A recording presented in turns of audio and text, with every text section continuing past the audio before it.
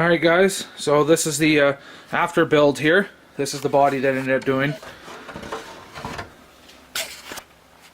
So it's pretty much like 10-15 layers of paint.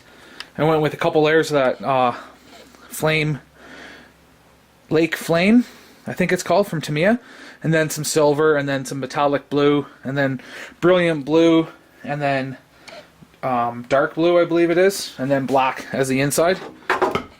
And then right there is where I kind of screwed up and didn't let it cure properly when I took the mask off. And then did some smoke out the mirror, or out the windows. I know this window is probably going to get cut out, and all here is going to get cut. That's why I'm not going to stickerize any of those, just because people are having a lot of heat issues. But that's it anyways. Next is these tires. So people have been telling me to wipe this with rubbing alcohol on both and then glue it. Some people are saying the acetone. I do got a little bit of acetone. I'm going to try it and see. This is the clamp system that I'm going to use. Basically, it's just two big pipe clamps I got from Losi. One's actually a little bit smaller than the other. Anyways, I just put them together, and then I'm just going to peel this back, put the glue on it, and then use this to hold it in place. Just because it's not an actual bead, eh? It's kind of weird. Anyways, there's no foam in this. I just took it to the store with me so I can fit it. But here's the truck, or the buggy. It's done now, ready to go. I just need to get that pipe put on. But I did have an issue with this engine mount. So this was a stock 29 Zenoa. I don't know if it came from DDM or not. I got it through a trade for an SC10. Anyways, make a long story short, it wouldn't fit on with the stock housing, so I have a Baja housing that I pulled off, an OBR Turtle Racing housing. I don't know why it wouldn't fit, and then also I have this 18. I tried using the 20, or the 19, sorry. Yeah, it's a 20 tooth pinion. I tried using it both ways. It still didn't work. So I have to use 118 there, and this is the bottom, and I'm wondering if it's the actual case itself. So one's the 20 and one's the 18. Now, I've never seen this, and those ones are 20s also. When I tried to put the motor in originally, it wouldn't even fit. So that's why I switched out this housing. Thankfully I had that one, and then now it fits perfect. So I don't know why it's doing this. I'm wondering if this is just a one-off fan cover. I can just get a new one. I mean, it'll be fine for now. I did have to remount both of these 18s a little bit to get it to fit. But thankfully I hoard parts like crazy. It's just because I like to have spares. And where I live, sometimes the hobby shops here don't really necessarily always have large-scale stuff like key inserts. Almost never, actually. Anyway, so this is the remainder of the build. I'm just cleaning up the shop now so I can glue my tires, and I just like to keep a tidy place. This is the battery I ended up using. That's the little dealio that I made. And I always make sure now to mark these things positive and negative, even though they say right here, but they're so hard to see. If you hot neutral, I always say hot neutral, that's just because I'm an electrician, but if you reverse polarity a LiPo onto an ESC or even this thing, well, you can say goodbye to those two brand new servos, and then even this new rebuilt, they'll just be fried. So I don't want to do that. But yeah, these are all the tools that I used. Basically, I had to do some custom stuff every once in a while, but that's just how it is. And then there's the cover. I really like this heat shield. I am going to do, I don't have all of them, but I got these little pins here, leftovers from a couple years ago. The Vertigo Racing pins. I'm going to drill these two out here. I've seen a couple guys do it for the battery box. I guess this battery box, sometimes with the huge pipe that people are running, it covers it and you can't get it out properly. So I'm going to put the pins in it here and just use the two screw holes here. Although I'm not using that exhaust and I don't have it with me right here, I'll have to go grab it. But I'm going to use a BRAP can I'm going to try to make here. If a buddy who's a welder, we're going to make that can happen anyways. But these are the tires going there for now. They're Proline lockdowns on silverback rims and beadlocks. They're actually brand new. I've never even ran them. Last year I didn't run them. So I'm just going to probably run them this year. But for breaking in this motor, I'm going to go to the spot we always go to. We call it the speed strip. It's just right beside the airport up in the northeast Calgary here. It's basically just a huge warehouse with concrete.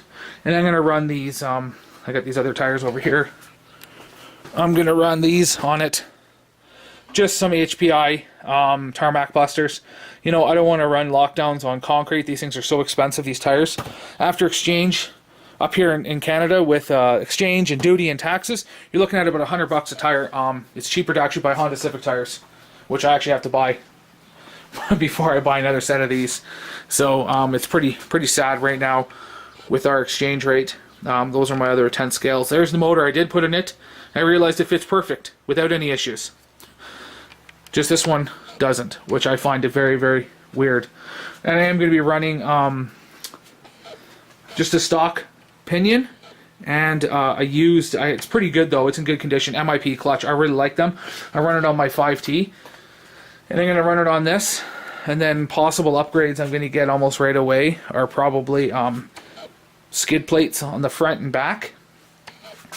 And basically some servo mounts. I can't decide if I'm going to make these things or not, if I can make them look nice. I mean, I don't have a CNC machine. I just use a hacksaw and a file and a drill and and tap. I mean, that's just what I'm used to. I worked up northern Alberta here, so I'm good at fabricating a lot of weird things with minimal tools. I can't decide if I like this air filter or not. I did buy an extra too, and I also had that, if you didn't notice on that motor over there, the 32cc, this one, you notice the clutch housing. I have two of them, yes. It's because I bought a used, a guy in Edmonton bought this Losi 5B, and he converted it right away to electric, and I seen it on Facebook there for sale to convert the leftovers, so I bought it all, including the gas tank, this, the pins, the keys, the air filter. So I got 4 air filters now. Can't decide if I like it or not. I'm gonna give it a shot. Guys are running it. Other guys aren't. Guys are running the Turtle Racing Airbox, which basically you got to do some huge finicky work here, and you got to cut all this out to fit it. I'm not about to do that right about now. We'll see by the end of the summer what this thing's going to look like. This will be basically a video log that I'm going to be doing with the summer of this Losi 5B. I've been waiting for almost a year for it. Personally, ever since it came out, I couldn't afford it due to the job market up here. And because I'm not sponsored by anybody, all this stuff comes right out of my pocket. So basically, yeah, that's it. Like I said, I'm going to see how this thing runs. I really like it so far. The wrap on the bottom turned out really well. I don't know how well it's going to hold up, but I mean, for $16 Canadian, why not try it? People do it on their 10 scales and their 8 scales, so why not on a 5th scale, right? You can spend a lot of money, but really, if you don't have to, you don't have to. So, but anyways, that's it for now. And my next video will be what the tires look like, hopefully during the process of the gluing, any issues. And then after the first running video of me starting the motor and going to be breaking it in, and with the brap can and everything installed, hopefully that all works out. Anyways, I'll see you guys later. Bye. Alright guys, so now I'm on to the tire gluing. So I've prepped these tires pretty good. I did the acetone on the outside there, and then on this I actually took them all apart, wiped the acetone on here to pretty much loosen this up a little bit, and on the plastic. It's basically, I'm guessing, the same thing as putting traction compound. It's basically just eating the tire up so it softens it a little bit. I guess you could do it with heat too, but this is unglued yet. And I was just checking the price on DDM for a brand new set of these things unglued. It's actually $15 more than buying the pre-mounted. So anyways, this is how I'm doing the mounting.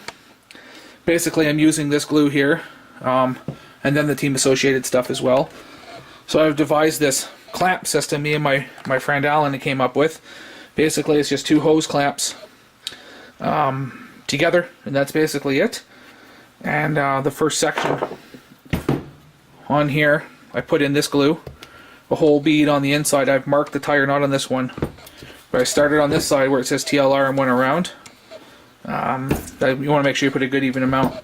So on here I'll mark it with a piece of marker, just so I know where to run a first bead, and then I put the clamp on it, and then I run this super loose super glue on it, around it again, and then put the clamp on it, which is basically just this. Few nitro guys is basically what you guys used to use is those rubber bands.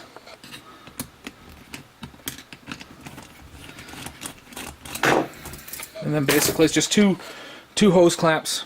I forget the sizes. I think it was 6 and 8 inch. You could probably go a lot smaller. I was thinking for my next set I might try 4 3 inches.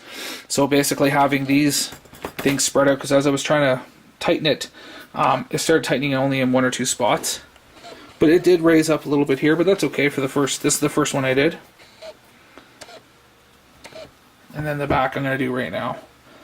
I need 2 hands for this, so I don't have a tripod for this camera, so I'm just going to do it off, but whatever. You guys know how to glue the tires. I should clean this again before I start, just because inside there's a bunch of debris. May not be able to see it, but I don't know, we'll see how well they hold up. I like them so far. They're definitely a lot lighter than, say, your stock 5T tire, and they're slightly and about the same thickness. They look very similar to this lockdown, but I don't know, we'll see anyways how they hold up. So that's it for now. Alright, so now I got the glue in there and the clamp on pretty tight. It does suck it in rather good. You can see now it's still pretty loose, which is fine. But basically, as you tighten it, it starts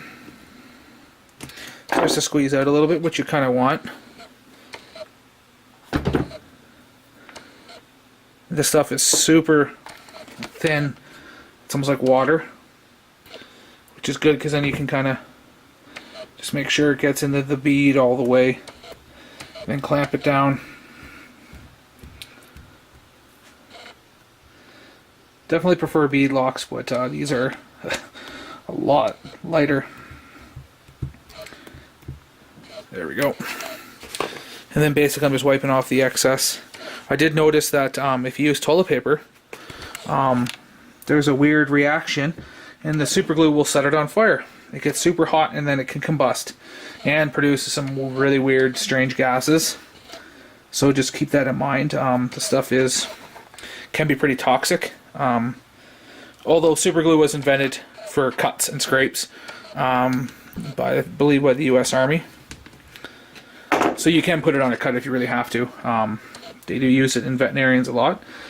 And I know guys at work, I worked with older fellas that will, if they get any cuts on their fingers, they will use super glue. Like even on right there on my callus. I'll put some on it if it's really bad in the wintertime here, because it can get as dry as the Sahara Desert in the wintertime in Alberta, especially southern Alberta. But that looks pretty decent. So that's it for now. We'll see what it's like when they harden. This will be the first tire that's done on both sides. Alright, bye.